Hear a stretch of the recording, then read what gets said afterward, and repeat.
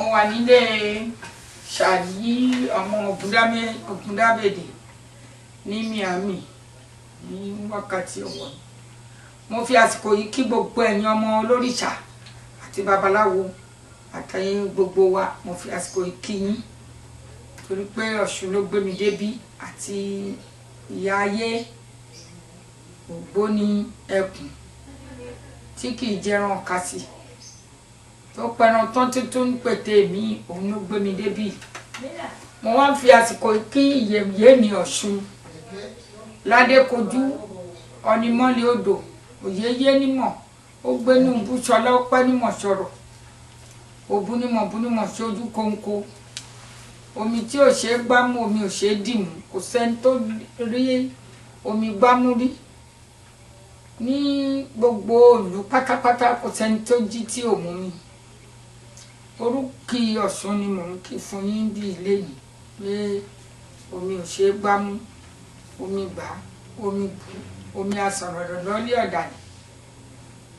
Omi tí ò ṣe é gbámú, òbúnímọ̀ sójú kóńkó, oríkì Ọ̀ṣun ni mò ń fún yín. Òyeyé nímọ̀ ìyá mi olódòdẹ. Gbogbo ẹ̀yin tẹ́ bá jọmọ ọlọ́ṣun, mo fi àsìkò yìí kí yín.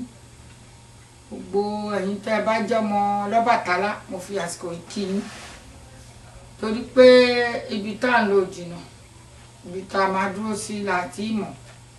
Kí gbogbo wa ká tọ́jú irúnmọlẹ̀, ká má fi àparùtù ká má fi ṣe, ká fòdodo ṣe. Gbogbo ara ń wá sílùú òyìnbó, a rí gbogbo nǹkan tó ń ṣe ń bí.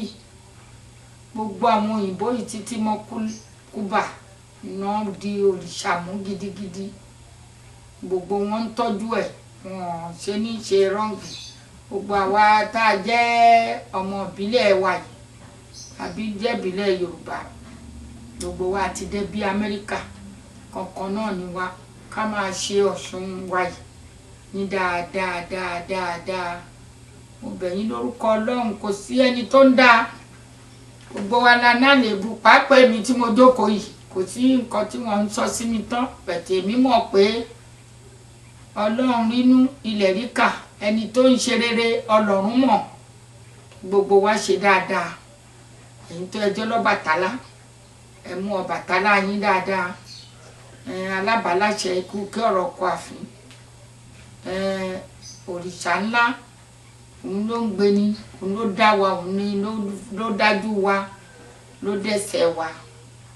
Ní wákàtí ọ̀wọ̀ yìí, gbogbo ẹ̀ èmi ṣe sórí. Òrìṣà ńlá wà lórí mi. Ògìrìyàn wọ́n ṣe fún mi. Alárápé àti Àníkẹ́ náà fárí fún mi. Tí mo dẹ̀ ń ṣòtítọ́, ipò ìyá mi náà fárí fáwọn náà. Ìyá mi náà lórí Ọlọ́ṣun lébùté Mẹ́ta lÉkòó, gbogbo ayé ló mọ̀. Mọ́rẹ́nikẹ́ ọlọ́mọ wẹ́wẹ́, ìyá àdí àgbà Ògbóni tí ó ti lé Lábọ́ṣìndé wá. Ilé Lábọ́ṣìndé l'Ògbóni ti wá. Òun ni gbogbo ayé dẹ̀ ń jẹ. Ìyá mi ti fún gbogbo ayé ní agbára ẹ̀, wọ́n dẹ̀ fi ń jẹun. Oyè kàn, òun ló fi mí joyè Èyí Ọ̀ṣun of Lagos. Nísìnyí ọba wa pàtàkì, olóríire èèyàn ńlá tí ò ní rí kú ọmọ, tí ò ní ṣàìsàn, tára ò ní ní, tójú ò ní tì, tó máa pẹ́ láyé, tó máa pẹ́ lórí oyè ju oyè kan lọ. Òní Rilwan Aremu ló wá ní iṣẹ́ tí bàbá òun bá ṣe sílẹ̀ wọn ò ní dàrú. Òun wà pẹ̀lú wa, gbogbo àtẹni tó fi joyè o àti ẹni tí ó tún ń jọmọ lábẹ́ òun ò kọ̀ wá sílẹ̀. Ó tún ní Yèyé Ọ̀ṣun yẹn ni kí n máa lò lọ títí dọjọ́ kú mi. Gbogbo àwọn ẹlòmíín dìde ogun pé àwọn ni Yèyé Ọ̀ṣun of Lagos, kò kàn mí, mi mọ̀ kankan pa wọn. Èyí tí wọ́n fèmí jẹ Ọlọ́run ní gbà lórí mi. Mi ìdẹ̀ ní rí kú ọmọ. Mo wá sájò kí n padà sílé láyọ̀. Gbogbo àwọn Amẹ́ríkà, Kúbà, gbogbo ọ̀nà láìkì mi. Kúbà yìí àwọn ọmọ ìyá wa ni wọ́n. A bẹ̀bẹ̀ lọ́dọ̀ Ọlọ́run k'Ọlọ́run bá wa sọ Kúbà náà dẹ̀rọ̀, kan dolówó, kan má ṣọ̀tá Amẹ́ríkà, k'Amẹ́ríkà má ṣọ̀tá wọn, ìlú Amẹ́ríkà náà máa dùn. ká máa lè wá síbí káwọn náà máa wá sọ́dọ̀ wa k'Amẹ́ríkà wọn ṣoríire ní wákàtí ọ̀wọ̀ yìí gbogbo ohun tá a ní lọ́wọ́ lọ́mọ lẹ́bí a má lè kú lórí wọn gbogbo àwọn ọba wa ní Nàìjíríà látòrí Onírù Elégùṣì Ojúmú ọba Ọlọ́tọ̀ gbogbo àwọn olóyè lórí Olórógun Àdòdó gbogbo wọn pátá onífìlà funfun délẹ̀ kó má rí kú ọmọ kó má rí kú aya kó má ṣàìsàn